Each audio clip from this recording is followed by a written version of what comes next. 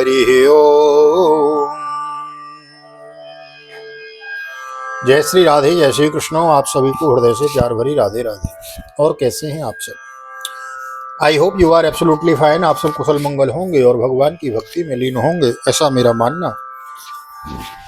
और आज हम श्रीमद् भागवत के 10वें स्कंद के 9वें अध्याय में प्रवेश करेंगे। भगवान कृष्ण की बाल लीलाएं श्रवण कर रहे हैं। आज हम भगवान कृष्ण का ऊखल से बांधा जाना, यह कथा यानी ऊखल बंधन की लीला हम श्रवण करेंगे। नए आए हैं, चैनल को सब्सक्राइब कर लीजिए, बेल आइकन को प्रेस कर दीजिए। आइए मेरे साथ गोविंद नाम गुनगुनाइए। श्री कृष्ण गोविंद हरे मुरारी, नाथ नारायण वासुदेव। श्री कृष्ण गोविंद हरे मुरारी, नाथ नारायण वासुदेव। हे नाथ नारायण वासुदेव, हे नाथ नारायण वासुदेव।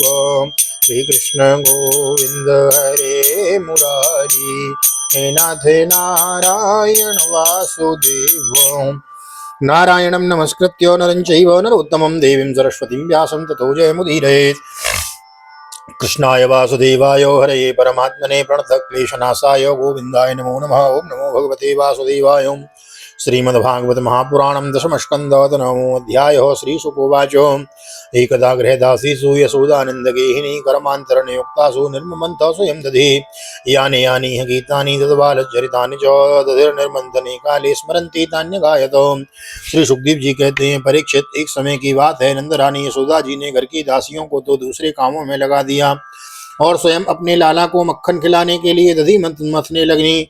मैंने तुमसे अब तक भगवान की जिन जिन बाल लीलाओं का वर्णन किया है, दधी मंथन के समय भी उन सबका स्मरण करती और गाती भी जाती थीं। क्षोमं वास प्रतिकुट तटे बिभ्रति सूत्रनद्धं, पुत्र स्नेह स्नुतकुचयुगं जातकंपं च शुभ्रो रज्ज्वाकर्षस्रम भूयचलत् कंकणं कुण्डली च स्वर्णं वक्त्रं कबर विगलन मालतीं निर्ममन्थ। स्तां तां स्तन्यकाम आसाद्य मथनन्तीं जननीं हरिः गृहीत्वा दधिमन्थानं न्यषेधत् प्रीतिमावहन्। वे अपने स्थूल कटिभाग में सूत से बांधकर रेशमी लहंगा पहने हुए थी। उनके स्तनों में से पुत्र स्नेह की अधिकता से दूध चुता जा रहा था और भी काम भी कर रही थी। नीति खींचते रहने से बाहें कुछ थक गई थी। हाथों के कंगन और कानों के कर्णफूल हिल रहे थे। मुंह पर पसीने की बूंदें छलक रही थी। चोटी में गुंथे हुए मालती के सुंदर पुष्प गिरते जा रहे थे। सुंदर मोह वाली यशोदा इस प्रकार दधी मत रही थी। उसी समय ताम स्तन्य कामाम आशाद्य मथनन्तीं जननीं हरिं गृहीत्वा दधिमन्थानं न्यषेधत् प्रीतिमावहन्। उसी समय भगवान श्री कृष्ण स्तन पीने के लिए दधी मथती हुई अपनी माता के पास आए। उन्होंने अपनी माता के हृदय में प्रेम और आनंद को और भी बढ़ाते हुए दधी की मथानी पकड़ ली और उन्हें मथने से रोक दिया। मपायेयत्स्तनं स्नेहस्नुतं स्मितमीक्षतिं मुखम् अतृप्तमुत्सृज्य जवेन सायम् उत्सिच्यमाने पयसि त्वधिसृते सञ्जातको बस्फुरितारुणाधरं छन्दस्य तद्विरदधिमन्तभाजनं विद्वाम्रसाश्रोर्दृशदश्मनारहो जगासहि अङ्गवमन्तरं गतः। श्री कृष्ण माता यशोदा की गोद में चढ़ गए। वात्सल्य स्नेह की अधिकता से उनके स्तनों से दूध तो स्वयं झर ही रहा था। वे उन्हें पिलाने लगी और मंद मंद मुस्कान से युक्त उनका मुख देखने लगी। इतने में ही दूसरों की और अंगीठी पर रखे हुए दूध में उफान आया। उसे देखकर यशोदा जी उन्हें अतृप्त ही छोड़कर जल्दी से दूध उतारने के लिए चली गईं। इससे श्री कृष्ण को कुछ क्रोध आ गया। उनके लाल लाल होठ फड़कने लगे। उन्हें दांतों से दबाकर श्री कृष्ण ने पास ही पड़े हुए लोढ़े से दही का मटका फाड़ डाला। बनावटी आंसू आंखों में भर लिए और दूसरे घर में जाकर अकेले में बासी माखन खाने लगे हैं। तार्य गोपी ससुरतं पय पुनः प्रवेश्य चन्द्रस्य च दध्यमात्रकं गगनं विलोक्य सुसुतस्य करमतज्जहासतं चापि च तत्र पश्यति न तत्र पश्यति। उलोकलाङ्घ्रेरुपरि व्यवस्थितं मर्गाय कामं ददतं सुचिस्थितं। हे अङ्गवं चौर्यभिसङ्कृते क्षणं निरीक्ष्य पश्चात् सुगता सुतमागमक्षणैः तामात्तयष्टिं प्रसमीक्ष्य सत्वरस्ततो बरुह्यापससार भीतवत् गोप्यन्तधावन्नयमाप योगिनां शमं प्रवेष्टुं तपशेरितं मनः। यशोदा जी आट औटे हुए दूध को उतार कर फिर मतने के घर में चली आईं। वहां देखती हैं तो दही का मटका कमूरा टुकड़े टुकड़े हो गया है। वे समझ गईं कि यह सब मेरे लाला की ही करतूत है। साथ ही उन्हें वहां ना देखकर यशोदा माता हंसने लगी। इधर उधर ढूंढने पर पता चला कि श्री कृष्ण एक उल्टे हुए उखल पर खड़े हैं और छींके पर का माखन ले लेकर बंदरों को खूब लुटा रहे हैं। उन्हें अभी डर है कि कहीं मेरी चोरी खुल न जाए, इसलिए चौकन्ने होकर चारों ओर ताकते जाते हैं। यह देखकर यशोदा रानी पीछे से धीरे धीरे उनके पास जा पहुंची। जब श्री कृष्ण ने देखा कि मेरी माँ हाथ में चढ़ी लिए मेरी ही ओर आ रही हैं, तब झटके से ओखली पर से कूद पड़े और डरे हुए की भांति भागे। परीक्षित बड़े बड़े योगी तपस्या के द्वारा अपने मन को अत्यंत सूक्ष्म और शुद्ध बनाकर भी जिनमें प्रवेश नहीं कर पाते। पानी की बात तो दूर रही, उन्हीं भगवान के पीछे पीछे उन्हें पकड़ने के लिए यशोदा जी दौड़ी हैं। अन्वंचमाना अनवंचमाना जननी बृहच्चल श्रोणी वराक्रांति गति सुमध्यम जवेन विस्रंसित केशबंध च्युत प्रसूनानुगति परामृशत। जब इस प्रकार माता यशोदा श्री कृष्ण के पीछे दौड़ने लगी, तब कुछ ही देर में बड़े बड़े एवं मिलते हुए नितंबों के कारण उनकी चाल धीमी पड़ गई। बेग से दौड़ने के कारण चोटी की गांठ ढीली पड़ गई। वे ज्यों ज्यों आगे बढ़ती पीछे पीछे चोटी में गुथे हुए फूल गिरते जाते। इस प्रकार सुंदर यशोदा ज्यों त्यों करके उन्हें पकड़ सकी। कृतागसं तं प्रवदन्तमक्षणीं कर्षन्तमज्जन्मशणीं स्वपाणिनाम् उद्वीक्षमाणं भयविह्वलेक्षणं हस्ते गृहीत्वा विषयन्त्यभागुरदग्ध्वा यष्टिं स्वतं भीतं विज्ञायार्भकवत्सलो ईश किल कृतं बुद्धुम् अबद्धुं दाम्ना तद्वीर्यकोविदो। वे ज्यों ज्यों श्री कृष्ण का हाथ पकड़कर वे उन्हें डराने धमकाने लगी। उस समय श्री कृष्ण की झांकी बड़ी विलक्षण हो रही थी। अपराध तो किया ही था, इसलिए रुलाई रोकने पर भी न रुकती थी। हाथों से आंखें मल रही थी, इसलिए मुंह पर काजल की सी स्याही फैल गई थी।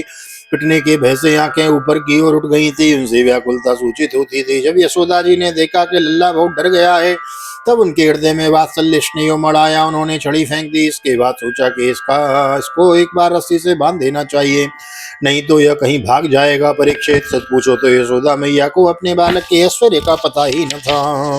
न चांतर न बहिर्यस्य न पूर्वं नापि चापरं पूर्वापरं वैश्यान्तर जगतो यो जगच्चयो तं मत्वामयमव्यक्तं मर्दलिङ्गम् अधोक्षयं गोपिको लोकले दाम्ना बबन्ध प्राकृतं यतो तद्दासोपद्यमानस्य स्वार्भकस्य कृतागसो द्वयङ्गुलो नमभूत्तेन सन्ददेन्यच्च गोपिको यदासीत् तदपि न्यूनं तेनात्यदपि सन्ददे तदपि द्वयङ्गुलं नूनं यद्यदा दत्तबन्धनम्। जिसमें ना बाहर है ना भीतर, ना आदि है और ना अंत, जो जगत के पहले भी थे बाद में भी रहेंगे, इस जगत के भीतर भी है, भीतर तो है ही, बाहरी रूप में भी है और तो क्या जगत के रूप में भी स्वयं वही यही नहीं जो समस्त इंद्रियों से परे और अव्यक्त है। उन्हीं भगवान को मनुष्य का सा रूप धारण करने के कारण पुत्र समझकर यशोदा रानी रस्सी से उकल में ठीक वैसे ही बांध देती हैं जैसे कोई साधारण सा बालक हो। जब माता यशोदा अपनी उद्यमी और नटखट लड़के को रस्सी में बांधने लगी, तब वह 2 अंगुल छोटी पड़ गई। तब उन्होंने दूसरी रस्सी लाकर उसमें जोड़ी, तब वह भी छोटी हो गई। तब उसके साथ और जोड़ी। इस प्रकार वे ज्यों ज्यों रस्सी लाती और जोड़ती गईं, त्यों त्यों जुड़ने पर भी सब 2 अंगुल छोटी पड़ती गईं। एवं स्वगेह दामानी यशोदा संध सत्य भी गोपी नाम सुस्मयंती नाम स्मयंती विस्मृता भवत स्वमातु सैन्य गात्राय विस्तस्तर गवरस्ज दृष्ट्वा परिश्रमं कृष्ण कृपया शिशुवंदने। यशोदा रानी ने घर की सारी रस्सियां जोड़ ली, फिर भी भगवान श्री कृष्ण को न बांध सकी।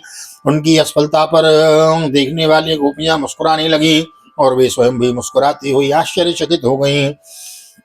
भगवान श्री कृष्ण ने देखा कि मेरी माँ का शरीर पसीने से लथपथ हो गया है, चोटी में गुथी हुई मालाएं गिर गई हैं और वे बहुत थक भी गई हैं। तब कृपा करके वे स्वयं ही अपनी माँ के बंधन में बंध गए हैं।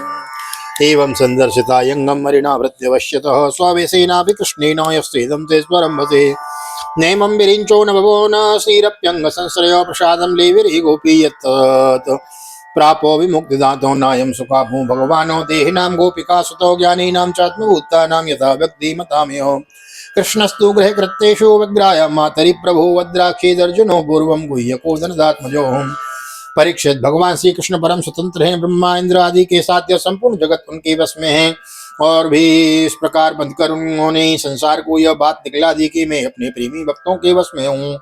ग्वालिनी यशोदा ने मुक्तिदाता मुकुंद से जो कुछ अनिवर्षणीय कृपा प्रसाद प्राप्त किया था, वह प्रसाद ब्रह्मा पुत्र होने पर भी, शंकर आत्मा होने पर भी और वक्षस्थल पर विराजमान लक्ष्मी अर्धांगिनी होने पर भी न पा सकेंगे। यह गोपिका नंदन भगवान अनन्य प्रेमी भक्तों के लिए जितने सुलभ हैं, उतने देहाभिमानी कर्मकांडी एवं तपस्वियों को तथा अपने स्वरूप भूत ज्ञानियों के लिए भी नहीं है। इसके बाद नंदरानी यशोदा जी तो घर के काम धंधों में उलझ गई और उखल में बधे हुए भगवान श्याम सुंदर ने उन दोनों अर्जुन वृक्षों को मुक्ति देने की सोची, जो पहले यक्षराज कुबेर के पुत्र थे। पुरा नारद शापेन वृक्षतां प्रापितो मदातो नलकूबर और मणिग्रीव विधिख्यातो श्रीयान्वितौ। इनके नाम थे नलकूबर और मणिग्रीव। इनके पास धन सौंदर्य और ऐश्वर्य की पूर्णता थी। इनका घमंड देखकर ही देवर्षि नारद जी ने इन्हें शाप दे दिया था और ये वृक्ष हो गए थे। श्रीमद्भागवते महापुराणे पारमहंस्यां संहितायां दशम स्कंदे पूर्वार्धे गोपी प्रसादो नाम नवमोत्सव श्री बालकृष्ण चरणार्पणमस्तु। कृष्णाय वासुदेवाय हरे परमात्मने प्रणतः क्लेशनाशाय गोविंदाय नमो नमः। हरे कृष्ण कृष्ण कृष्ण हरे हरे, हरे राम राम राम हरे हरे। राधे कृष्ण कृष्ण कृष्ण राधे राधे, राधे श्याम श्याम श्याम राधे राधे। बोल राधा गोविंद भगवान की जय। श्रीमद्भागवत महापुराण की जय। श्री वेद व्यास जी महाराज की जय। श्री सुखदेव जी महाराज की जय। राजा परीक्षित जी महाराज की जय। राजा रामचंद्र भगवान की जय। श्री हनुमान जी महाराज की जय। गोवर्धन नाथ की जय। यमुने महारानी की जय। वृंदावन बांके बिहारी लाल की जय। गैया मैया की जय। तुलसी मैया की जय। अपने अपने माता पिता की जय। सदगुरुदेव भगवान की जय। आज के आनंद की जय। जय श्री राधे श्री राधे श्री राधे श्याम। जय जय राधे जय जय श्याम। सबको मिले वृंदावन धाम, ऐसी प्रार्थना मेरी ठाकुर जी के चरणों में। यहाँ तक वीडियो बनी है, वीडियो को लाइक कर दीजिए, शेयर कर दीजिए, कमेंट में भागवत भगवान की जय लिख दीजिए। और देखिए श्रीमद् भागवत के दसम स्कंद में हम चल रहे हैं। अभी हमने ये नलकूबर और